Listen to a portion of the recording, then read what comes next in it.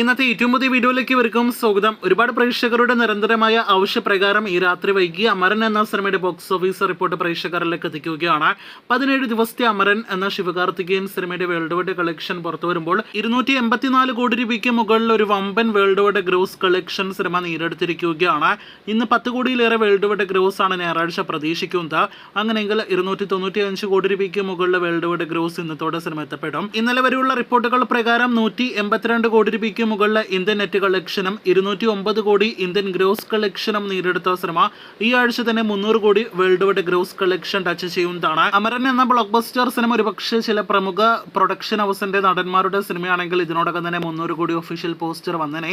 എന്തായാലും സിനിമയുടെ അണിയറ പ്രവർത്തകർ തള്ളിയിട്ടില്ല എന്നത് പ്രത്യേകം അറിയിച്ചുകൊള്ളട്ടെ. ലാലേട്ടനെ നായകനാക്കി പൃഥ്വിരാജ് സംവിധാനം ചെയ്യുന്ന എമ്പുരാന്റെ ഏറ്റവും പുതിയ ഷൂട്ടിംഗ് അപ്ഡേറ്റ് വന്നിരിക്കുകയാണ്. സിനിമയുടെ കൊച്ചി ഷെഡ്യൂളുകളായിരുന്നു കഴിഞ്ഞ കുറച്ച് ദിവസങ്ങളായിട്ട് നടന്നത്. ഇപ്പോഴത്തെ എറണാകുളം ഷെഡ്യൂൾ പാക്കപ്പ് ആയിരിക്കുകയാണ്. അടുത്ത ഷെഡ്യൂൾ പാലക്കാടാണ്. പാലക്കാട് ഏകദേശം 10ലധികം ദിവസത്തെ ചിത്രീകരണമുണ്ട് എന്നും ആക്ഷൻ രംഗങ്ങളുടെ ചിത്രീകരണമാണ് അത് എന്നും നാളെ സിനിമയുടെ പാലക്കാട് ഷെഡ്യൂളിന് തുടക്കം കുറിക്കുമെന്നാണ് റിപ്പോർട്ട്. രാത്രികാല രംഗങ്ങളായിരിക്കും കൂടുതൽ ഉണ്ടാകുക എന്ന് അൺഒഫീഷ്യൽ റിപ്പോർട്ടുകളുണ്ട്. ലാലേട്ടനും സിനിമയ്ക്ക് പാലക്കാട് ഷെഡ്യൂൾ ഉണ്ട് എന്നാണ് വിവരം.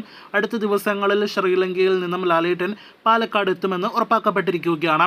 എമ്പുരാന്റെ പാലക്കാട് ഷെഡ്യൂൾ ചിത്രീകരണത്തോടെ സിനിമയുടെ കേരള ഷെഡ്യൂൾ മുഴുവനായിട്ട് പൂർത്തീകരിക്കുമെന്നാണ് നിലവിൽ നമുക്ക് ലഭ്യമായിരിക്കുന്ന റിപ്പോർട്ട്. ശേഷം മൊറോക്കോ ഷെഡ്യൂളോടുകൂടി സിനിമയുടെ മുഴുവൻ ചിത്രീകരണം ഡിസംബർ 2 പൂർത്തിയാകുന്നതാണ്. അപ്പോൾ കാത്തിരിക്കൂ എമ്പുരാന്റെ കൂടുതൽ അപ്ഡേറ്റുകൾക്ക്.